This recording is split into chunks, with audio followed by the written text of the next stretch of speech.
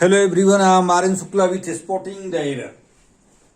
So first sentence is, they have been prohibiting for borrowing money. Prohibit का मतलब होता है मना करना, किसी को रोकना। अब इसके साथ प्रीपोजिशन कौन सा लगता है ये हमको ध्यान देना है। यहाँ प्रीपोजिशनल एरर है, सेंटेंस में लिखा गया है प्रोहिबिटिंग फॉर, ये गलत है।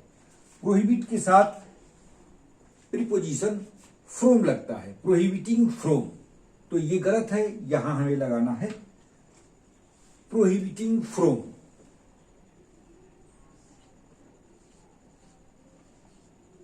टू प्रोहिबिट फ्रोम मीन्स मना करना। Children are prohibited from joining bad group, और children are prohibited from taking tobacco. तो ये प्रोहिबिट का सेंटेंस है, फ्रॉम प्रीपोजिशन लगाया जाता है इसमें, तो ये इस सेंटेंस में प्रीपोजिशनल एरर है। Now next sentence, kindly send this letter on the address given to you.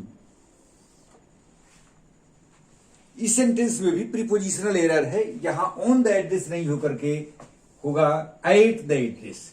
Kindly send the letter at the address given to you. Now next sentence. Next sentence is, our Vedas and Upanishads asked us to treat the path of honesty. Our Vedas and Upanishads our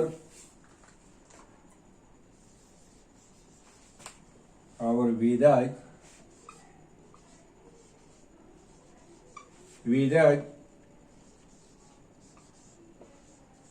asked us to tread the path of honesty. The path of honesty. तो जहां भी कोई universal truth का narration हो, universal truth का कोई भी incident हो, कोई भी इवेंट हो, तो वहां पे हम प्रेजेंट सिंपल का प्रयोग करते हैं। तो यहां जो आस्क्ड लिखा हुआ है पास्ट सिंपल का, ये गलत है, यहां होना चाहिए और वेदाज आस्क। वेदाज है, प्लूरल है, इसलिए आस्क नहीं लिखेंगे, आस्क लिखेंगे। और Vedas ask us to treat the path of honesty, क्योंकि ये यूनिवर्सल ट्रूथ है, ये पास्ट में भी सत्य था और आज भी सत्य है, इसलिए प्रेजेंट सिंपल का प्रयोग किया जाता है। तो पास्ट सिंपल का जो प्रयोग किया गया है ये गलत है। Now next sentence. Next sentence is, all the members in the meeting began to shout at each other. All the members in the council, all the members in the council, all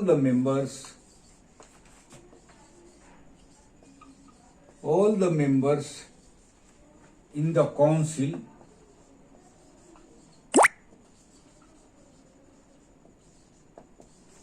began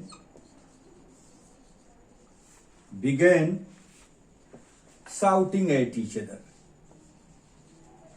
Shouting at each other.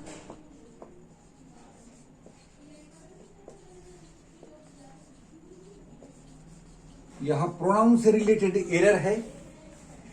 जब दो व्यक्तियों में